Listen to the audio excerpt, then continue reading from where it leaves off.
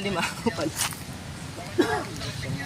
Guys, ito po yung mga antik na nakita namin dito sa bahay ni Kuya. Makikisuggest po kung legit po ito o kayo na po ang bahala. Basta tingnan nyo po ng mabuti yung mga antik po. Action na lang po. Ito po, mayroon po ditong peacock na antik na rin. Sabi nung may-ari nito, may halo daw tong gold. Legit po naman.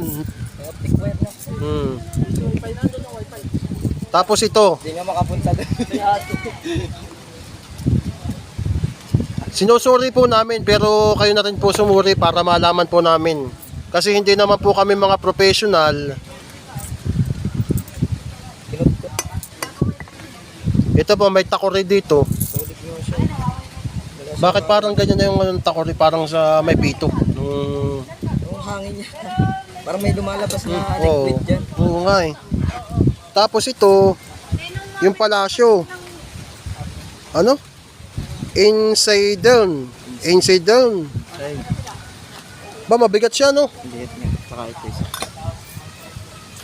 Ito yung mga solid, yan, mabigat nito.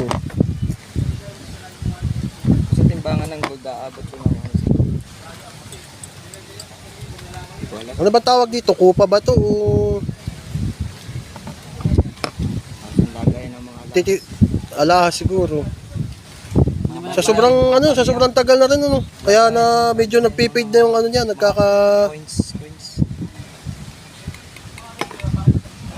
Tagal na oh. Sa palagay niyo po, napakamahal po kaya ng mga value nito ngayon. Ito po, hindi po ito kasama. Ito po yung laruan ko.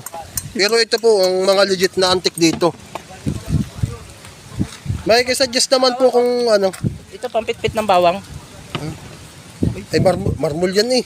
Hindi, baka lagyan mo ng flashlight, baka makikita mo sa loob yung laman. Oo, ilaw yan eh. Yan po, makikisuggest na lang po at makikisuri na rin po kung ano talaga ito. Kung mahal pa rin ng value nito sa ano. Ilaw, flashlight. Tapos makikita sa loob. So, pag nag-green ba yun? Green. Brownie! Dati ito sa ano?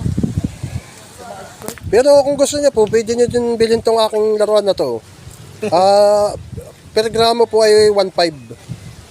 Eh, medyo, ano to, nasa 3/4. Antique na rin. Antik na rin po yan, kahit naman po ninyo.